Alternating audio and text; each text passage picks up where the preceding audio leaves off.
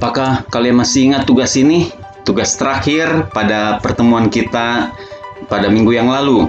Kalian sudah mengerjakannya untuk mencari torsi dari torsi 1, torsi 2, torsi 3, dan torsi 4. Nah, sekarang adalah hasil yang kita lihat bahwa untuk torsi yang pertama, perintah kalian benar 94%. Masih aja ada yang salah padahal gampang ya. Bahkan yang menyedihkannya ada yang memakai harusnya 0 ditulisnya 6. Ya entahlah. Kemudian untuk torsi yang kedua, hanya 27% yang benar. Untuk torsi yang ketiga ada berapa persen yang benar? 96%. Untuk torsi yang keempat yang benar adalah 74%. Jadi dari angka ini pada saat ini Bapak mau beri solusi khusus torsi yang kedua saja yang banyak salah. Kalau yang lain ya, mungkin sudah pada bisa ya.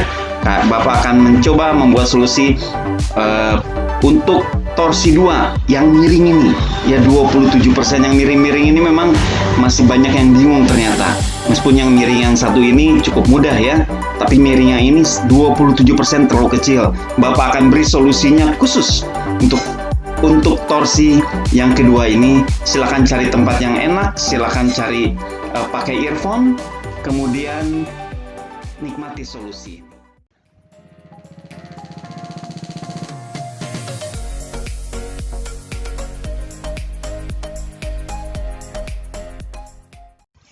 Ya, Bapak akan buat solusi untuk torsi yang kedua yang hanya benar 27%. Kita tahu bahwa torsi itu definisinya adalah R cross F. Tau sama dengan R cross F. Cross itu adalah perkalian pada sistem vektor. Jadi bukan perkalian biasa. Untuk mengerjakan cross product namanya, maka diperlukan bisa digunakan 3 cara untuk torsi. Ya, cara pertama disebut cara pakai sudut apit. Ya, cara kedua menggunakan lengan momen ya. R tegak lurus ini adalah lengan momennya. Cara ketiga adalah dengan mengubah gaya menjadi komponen-komponennya. Kita sebut saja cara komponen gaya atau ada nama lainnya ya, ini teorema Varignon. Namanya teorema Varignon. Oke, 3 cara ini akan Bapak pakai untuk mengerjakan torsi nomor 2 yang sulit tadi ya. Kita lihat. Mari kita lihat cara yang pertama. Cara yang pertama adalah menggunakan sudut apit, di mana rumusnya adalah R kalikan F. Ya, ini adalah rumus untuk mencari torsi. Cara yang pertama. Sekarang kita akan lihat mana R, mana F, mana sin theta. Ya, pertama-tama kita lihat sudut ini. Apakah sudut ini sin theta? Bukan. Karena theta adalah sudut apit antara. Nah, sudut apit antara apa? Kita lihat yang pertama adalah kita perpanjang dari titik ini ya, dari titik poros, ini poros perputaran dengan titik tangkap gaya ini titik tangkap gaya. Kita perpanjang ya, ini dari titik poros ke titik tangkap gaya karena gayanya yang 10 Newton, nangkapnya di sini. Kita perpanjang dapat garis merah ini, kemudian kita perpanjang gayanya, maka kita ketemu sudut apit. Ini yang namanya sudut apit theta. Ya, bagaimana cara mencari sudut apit theta ini? Nah, ini yang perlu pemikiran kita. Caranya adalah pertama-tama kita lihat dulu R. Yang mana R? R itu adalah jarak dari poros ke titik tangkap gaya. Ini namanya adalah R. Jadi R kali F kali sin theta. R kita hitung panjangnya, kali F-nya 10 Newton, kalikan sin theta. Theta-nya kita hitung dulu. Oke, kita akan hitung satu-satu. Yang pertama kita cari R mudah saja. Kita tinggal tarik garis, kita ketemu sebuah segitiga siku-siku di mana sisi samping ini yang bawah adalah 10 cm dan tingginya 5 cm. Maka saya bisa dapat R. Pakai apa? Pakai Pythagoras biasa saja. R sama dengan akar dari 10 kuadrat ditambah 5 kuadrat. Tinggal diakarkan biasa, maka saya dapat R adalah akar 125. Perhatikan ini adalah sentimeter. Ya, nanti kita ubah ke dalam meter. Kita sudah dapat R. Kita sudah dapat F 10. Sekarang tinggal theta. Bagaimana cara saya mencari sudut apit ini? Sudut apit ini berarti pelan-pelan caranya adalah kita cari sudut ini dulu ya. Kemudian tentu kalau garis ini maka sudut ini sama ya. Kalau ini sudut alfa, maka ini pun sudut alfa. Mencari sudut ini bagaimana caranya? Mudah. Kita lihat lagi segitiga yang tadi. Maka di depan sudut adalah 5, di samping sudut 10. Maka kita gunakan tangan. Kita gunakan tangan, dimana saya tulis di sini aja, tan alfa. Katakan tan alfa sama dengan tangan itu depan dibagi samping, berarti 5 dibagi 10 diperoleh adalah 0,5. Maka alfa ya, alfa adalah arkus tangan dari 0,5. Nah, ini harus pakai kalkulator. Tinggal dihitung dapatnya berapa? Dapatnya segini. 26,57 derajat ya. Maka sudut ini pun 26,57 derajat. Nah, perhatikan segitiga siku-siku ini ya. Ini 75 sampai garis biru. Kemudian 26 sampai sana. Berarti bagaimana cara dapat theta? Theta diperoleh dari saya tulis di sini aja ya. Theta diperoleh dari berarti 75 ditambah 26,57 kurangin 90. Ini kita dapat nilai theta. Berapa nilai tetanya? Langsung dihitung saja, 11,57 derajat. Maka kita bisa mengisi ini, R-nya dapat, F-nya dapat, tetanya dapat. Mencari theta rumit ya. Ada perjalanannya dulu, ada prosesnya. Dan theta ini tergantung soalnya. Soalnya bagaimana, maka prosesnya pun akan berbeda. Di sini dibutuhkan kreativitas dan inovativitas daripada anak muda seperti kalian. Ya, maka kita tinggal hitung saja torsinya akar 125 ya, kali F-nya 0,1. Oh, ini salah ini. Sorry. Berarti ini harus Bapak koreksi ya. Berarti harusnya dia min akar 125 per 100 kalikan ini 10, gayanya 10, kalikan sin-nya benar, sin theta, yaitu 11,57. Kenapa minus? Karena kita perhatikan, kalau gayanya kita tarik, maka kotak ini akan dengan poros di P, ketika kita tarik miring sana, ini akan bergerak sana. Ya, bayangkan aja kalau ini kita tarik, dia akan bergerak sana. Artinya dia akan berputar searah jarum jam. Searah jarum jam itu negatif. Maka nilainya dapat 0,224 Newton meter. Ini kalau pakai cara yang pertama. Bapak harap kalian bisa memahami. Kita coba lihat cara yang kedua. Ya, ini soal yang sama, Bapak perbesar saja. Cara kedua menggunakan rumus apa? Cara kedua menggunakan lengan momen. Ya, ini kita sebut sebagai lengan momen. Nah, yang mana lengan momen itu? Lengan momen adalah jarak tegak lurus dari poros ke perpanjangan gaya. Oke, jadi gayanya kita perpanjang dulu nih. Saya perpanjang ke depan, ke belakang. Kemudian titik P ini jarak tegak lurus yang mana? Tentu harus tegak lurus sana. Bapak kasih warna merah. Ini lengan momennya.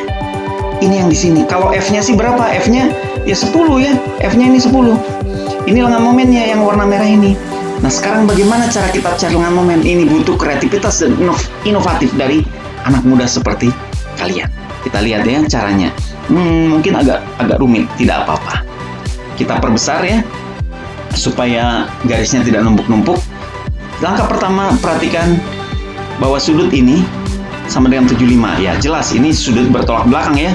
Kalau ini 75, ini pun akan 75.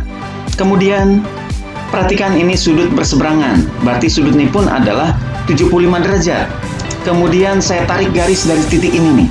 Titik pertemuan kotak. Tarik garis, tentu panjang garis ini adalah 10 cm. Nah, saya tarik lagi garis ke sini. Siap. Maka saya dapat, kita sebut ini adalah Y. Kita sebut jarak ini adalah X. X tambah Y hasilnya berapa? Ini kan pertengahan persegi ya. Ini berarti X tambah Y itu harusnya 5. X tambah Y itu harus jadi 5. Nah, yang mana yang bisa diperoleh duluan, X atau Y? Jelas segitiganya kita lihat. Di sini ada satu segitiga, berarti X-nya dulu yang kita dapat. Kita pakai rumus apa? Kalau ini 75, ya ini 10 cm, sudutnya 75, kemudian depannya adalah 10, sampingnya adalah X. Maka bagaimana cara mencari X? Tentu depan dengan samping itu kita bicara tangan. Ya. Tangan 75 adalah depan dibagi samping, 10 dibagi X. Maka kita bisa mendapatkan nilai X, yaitu 10 dibagi tangan 75. Tinggal hitung pakai kalkulator, dapat 2,68 cm. Maka saya bisa dapat Y. Y ini adalah Tentu pengurangannya saja, karena X tambah Y adalah 5 cm. Ya, berarti 5 dikurangi 2,68 atau 2,32 cm. Maka nilai ini pun akan dapat nih, yaitu 2,32. Ngapain saya hitung ini? Karena supaya saya bisa dapat segitiga ini nih. Nah, sekarang segitiga ini akan Bapak perbesar. Di sini, ini segitiga yang tadi ya. Kita tetap menggunakan cara yang kedua, ini masih cara yang kedua. Titik ini sama dengan titik P yang tadi. Kemudian garis ini adalah garis perpanjangan gaya yang 10 Newton. Ini yang garis merah tadi. Ini adalah lengan momennya, karena dia jarak tegak lurus. Ya, ini lengan momennya. Ini yang kita mau cari sebenarnya. Kita sudah dapat nilai tadi, yaitu 2,32 cm yang Y. Maka kita perpanjang sedikit supaya kita dapat sudut 75 derajat ya. Kita mau cari ini, kalau ini 75, maka sudut ini pun 75 karena bertolak belakang. Maka kembali kepada aturan trigonometri, bahwa ini 75, ini sudut 75, ini depannya, ini sampingnya. Maka untuk mencari depan, ini depannya, ini miringnya, ya. Ini sisi miring kanan siku-siku. Depan dibagi miring itu adalah sinus. Depan dibagi miring adalah sin, berarti kita bisa pakai sin 75. Ini yang gaya tadi ya, yang 10 Newton. Maka kita dapat bahwa R-nya adalah 2,32 kalikan sin 75 dibagi 100. Kenapa dibagi 100? Karena diubah ke dalam meter. Kita bagi 100, kita kali 10 yaitu F-nya. Nah, F-nya adalah 10. Ini adalah lengan momen, ini adalah gayanya. Tinggal dikalikan, jangan lupa negatifnya, karena kalau kita lihat ini titik P, titik poros, ketika ditarik ke sana maka tentu akan berputar ke sini sistem, berarti negatif. Kalau dihitung pakai kalkulator diperoleh 0,224 Nm, sama persis dengan cara yang pertama. Cara kedua sama caranya dengan cara yang pertama. Mana yang lebih sulit? Cara kedua atau cara pertama? Cara mana yang mau kalian pakai? Cara pertama atau cara yang kedua? Tenang dulu, masih ada cara yang ketiga. Cara yang ketiga ini disebut juga teorema Varignon. Teorema, Bapak tulis saja Varignon. Dia adalah mencari komponen-komponen. Jadi kita ubah dalam komponen X, kita ubah ke dalam komponen Y, kemudian kita cari lengan momen Y, kita cari lengan momen X. Seolah-olah dua kali hitung, tapi ternyata lebih mudah. Kita perhatikan ya. Ini gayanya, kita tarik garis karena kita mau pecah kepada komponen-komponennya. Komponennya komponen sumbu X ya, kita tarik terus ke bawah, maka saya dapat Fx.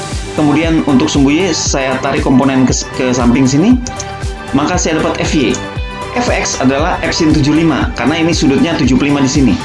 Ya, yang kena sudut tuh yang cos, berarti yang ini adalah sin. F sin 75, 10 kali sin 75 9,66. Ini adalah Fx. Fy-nya ya tinggal pakai cos saja. F kali cos 75 sama 10 kali cos 75 dapat 2,59, yaitu saya dapat Fy-nya. Sekarang lengan momennya. Lengan momennya mudah saja.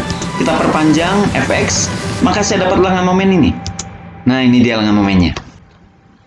Gampang ya, lengan momennya di sini adalah 5. Nah, ini lengan momennya Y, X ya. Kenapa X? Karena ininya Fx. Gayanya Fx, maka lengan momennya X. Kemudian untuk yang Y, kita perpanjang saja ke bawah, maka kita dapat jarak lengan momennya, yaitu Ry. Karena ini gayanya gaya Y, 10 cm. Maka dengan mudah kita bisa masukkan nilai-nilai yang ada. Rx-nya adalah 5, Fx-nya adalah ini ya, 9,66. Maka kita bisa dapat begini, Rx, Fx, Ry, Fy. Tinggal kita isi angka-angkanya. Rx-nya 5 per 100, jangan lupa diubah ke meter. Kemudian kali Fx-nya 9,66. Hati-hati ini min, ini plus. Ini untuk Y plus. Kenapa Y plus? Kalau Y plus, ini porosnya kita tarik ke atas, maka sistem akan berputar ini ya, melawan arah jarum jam plus. Sementara yang Y, kalau ini tarik ke sana, sistem akan putar di sini. Maka ini min, langsung ditaruh plus minusnya. Jangan lupa. Ya, plus minusnya langsung ditaruh di awal. Kalau ini dihitung pakai kalkulator, maka diperoleh nilai torsi adalah minus 0,224 Nm. 3 cara memperoleh hasil yang sama. Cara mana yang lebih kalian sukai, silahkan kalian pakai. Bapak tidak menyuruh harus pakai cara ini atau cara itu, cara ini. Silahkan, kreativitas, inovativitas anak muda yang perlu untuk mengerjakan soal-soal semacam ini. Oke, bisa dipahami ya? Silahkan diulang-ulang supaya kalian semakin mengerti. Terima kasih.